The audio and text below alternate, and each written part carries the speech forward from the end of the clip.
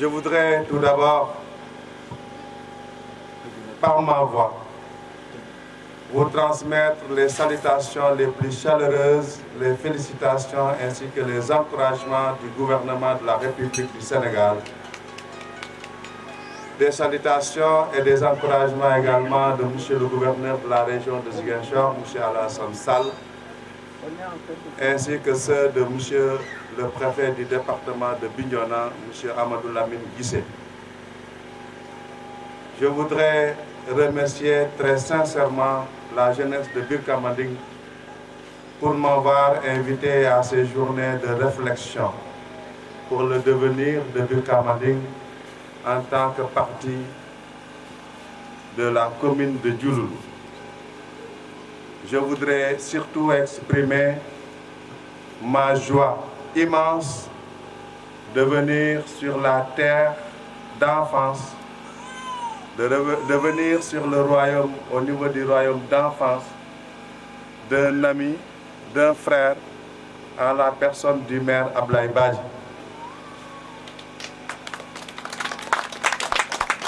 C'était pour moi comme payer une dette ou accomplir un devoir fraternel que de venir au niveau de Birka Manding.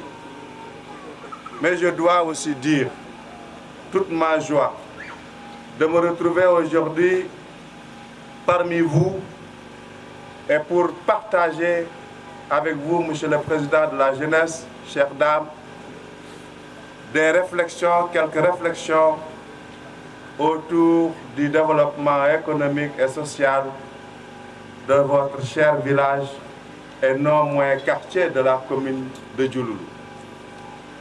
Au demeurant, je voudrais me féliciter d'abord de l'initiative et de la vision des jeunes qui ont mis cette action dans le cadre de ce qu'on appelle l'acte 3 de la décentralisation qui est consacré par la loi 2013-10 du 28 décembre 2013 qui accentue la notion de décentralisation avec la création de communes à la place des communautés rurales et qui consacre ce qu'on appelle la communalisation universelle ou intégrale, mais qui repose fondamentalement sur ce qu'on appelle la notion de proximité.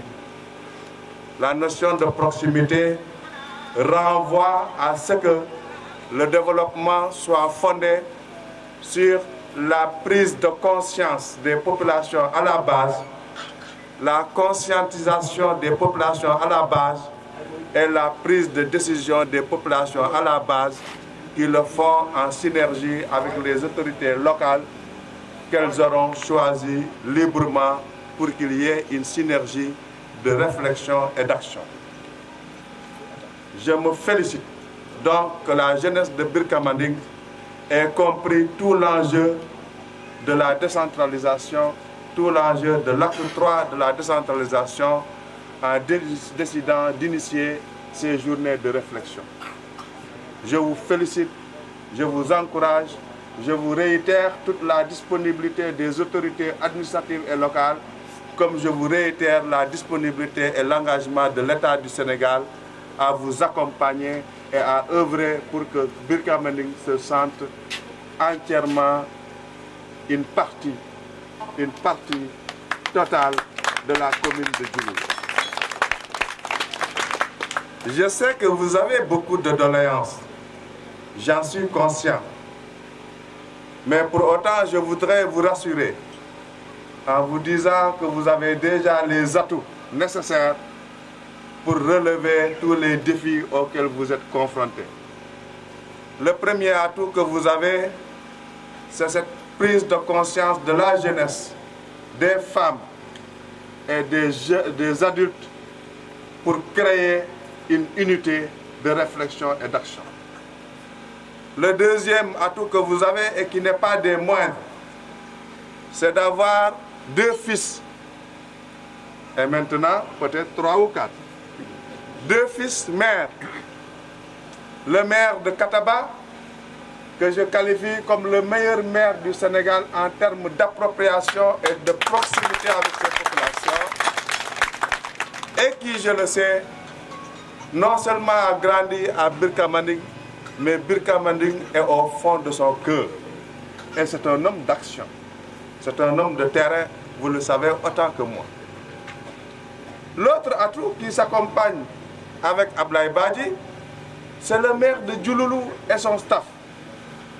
Le maire de Djouloulou, vous le savez, constitue pour toutes les populations de la Casamance un modèle. Il a été cadre international à la Banque africaine de développement. Il est consultant international. Mais ce que j'admire en Mala Thiam, c'est que malgré son âge avancé, où il aurait dû se reposer entre les hôtels et son fauteuil, il a préféré donner de sa vie, de son énergie pour le développement de sa communauté, pour Djouloulou qu'il aime tant. Alors, si vous avez ces deux maires comme fils, et si vous avez un secrétaire municipal que j'appelle Boy Djiné, parce qu'il est capable de tout, en bien, et si maintenant vous y ajoutez votre sous-préfet, je l'accepte volontiers, je crois que le reste, c'est une question de méthode, d'organisation, de démarche et de temps. Je ne doute pas un seul instant qu'ensemble, nous pourrons trouver les voies et moyens de hisser très haut le quartier de Birka Manding pour qu'il soit le cœur, l'épicentre et le quartier phare de la commune de Djouloulou, d'autant plus que c'est vous qui avez l'espace nécessaire pour l'extension de la commune de Djouloulou. D'ores et déjà, il faut se féliciter que le maire de Djouloulou ait intégré Birka Manding 2 dans le programme de l'IFOR et de l'USAID pour que vous disposiez d'un élément vital dans la vie, c'est-à-dire de l'eau potable. Je m'engage solennellement au nom de l'État et en compagnie des maires qui d'ailleurs ont créé le comité intercommunal de réflexion et d'action. Je m'engage donc devant vous et en compagnie des maires de Djouloulou et de Kataba à donner le meilleur de nous-mêmes pour désenclaver totalement Birka Manding 2. Ce n'est pas impossible, ce n'est pas difficile. Nous nous y mettons avec foi et abnégation et engagement et nous y parviendrons, Inch'Allah. Je m'engage également à explorer avec les maires de Kataba et de Djouloulou toutes les voies, tous les moyens de faire en sorte que l'électricité soit une réalité au niveau de Birka Manding 2, parce que ce sont là les trois éléments constitutifs d'un développement économique et social. Et je sais que Ibou Koli n'oubliera aucun de ces mots, et tel que je le connais, je sais que chaque matin que je fais, il nous rappellera ce que nous avons dit à Birka Manding pour que nous puissions honorer nos engagements.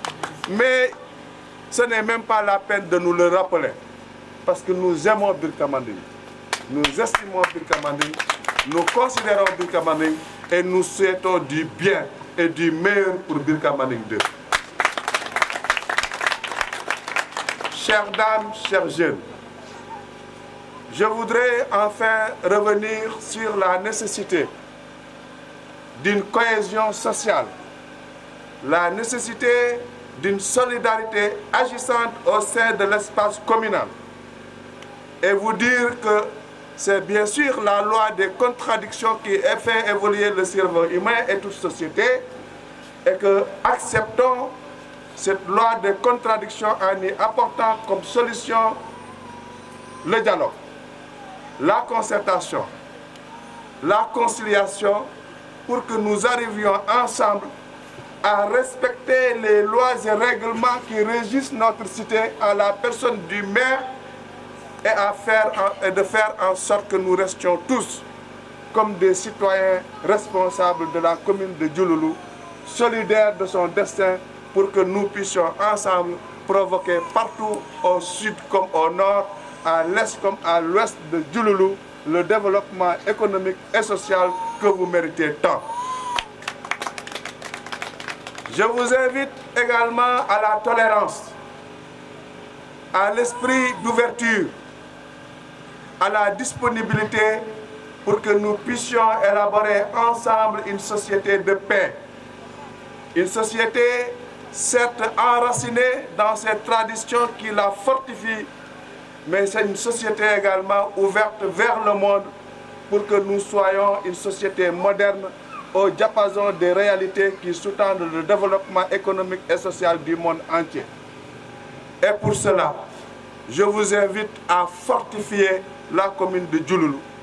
Je vous invite à régler autour d'une table tous les différends qui peuvent opposer ou séparer momentanément les fils de Diouloulou, car il y va de notre intérêt pour qu'on ait des communes fortes dans un arrondissement fort et prospère, pour une Casamance forte et prospère dans un Sénégal émergent. Quant à vous, chers jeunes, je ne saurais terminer sans vous laisser ce viatique, en vous disant que la réflexion n'a de sens que quand elle débouche sur l'action.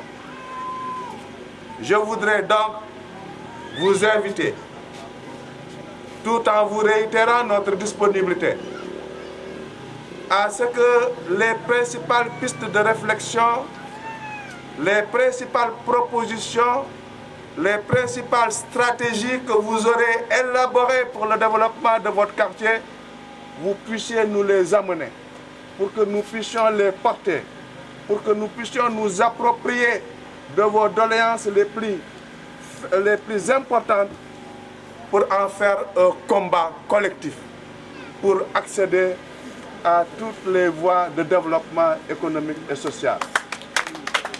En vous disant qu'il y a dans le développement économique et social deux dimensions.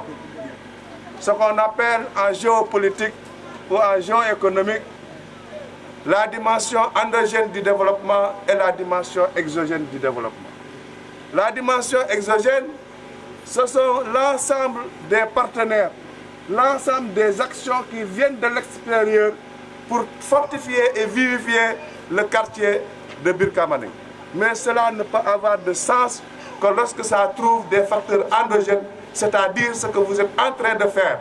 Une population soudée, une population consciente, une jeunesse de veille, une jeunesse qui se met au devant, une jeunesse qui accepte de travailler, surtout de travailler, de beaucoup travailler, une population qui accepte de travailler, encore de travailler, pour que l'aide qui viendra de l'extérieur trouve quelque chose de fondamental, déjà implanté au cœur par la population.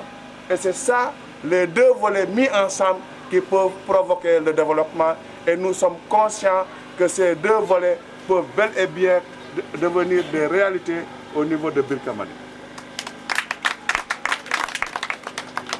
En tout cas,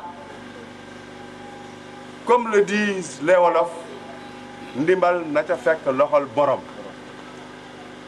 Ndimbal li nag mooy ñu ñaax jigéen ñi ñu gën a liggéey, parce que ku xam jigéenu Birkamaning xam nga jigéen ñu ñeme liggéey lañ. maa ngi leen di féliciter parce que dama leen di romb léeg-léeg ma jënd ci waas yi sax waas yu baax ci yaram. Donc je vous encourage dans votre option du travail. J'encourage aussi les adultes pour encadrer les jeunes et les femmes. Mais surtout, je demande aux jeunes de se cendre les reins, de montrer des exemples au reste de la population par leur prise de conscience et leur hardiesse au travail. Seul le travail paye, seul le travail libère l'homme, seul le travail assure la dignité à l'homme. L'arrondissement de Kataba ne doit pas être pauvre. La commune de Diouloulou ne doit pas être pauvre. Le quartier de Birkamaning ne doit pas être pauvre, parce que nous avons les ressources humaines nécessaires, nous avons l'espace nécessaire, nous avons l'ensemble des atouts que la nature nous a dotés. Mais le développement, naturellement, c'est ce qu'on appelle le rapport de l'homme à l'espace.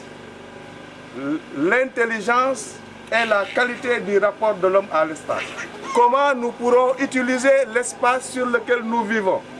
Comment nous pouvons utiliser la terre, les arbres, le fleuve, les poissons et tout ce que Dieu nous a donné pour provoquer un développement économique et social de Birkamanding pour lequel nous sommes tous engagés et pour lequel nous vous promettons de donner le meilleur de nous-mêmes pour que dans un bref délai, vous sentiez, au-delà de ce qui a été déjà fait, qu'il y a des avancées significatives pour l'amélioration du vécu quotidien des braves populations de Birkamanding. Je vous remercie de votre aimable attention. Sur ce, je voudrais donc déclarer ouvertes les journées de réflexion de Birkamanding en vous souhaitant plein succès avec des résultats probants. Je vous remercie.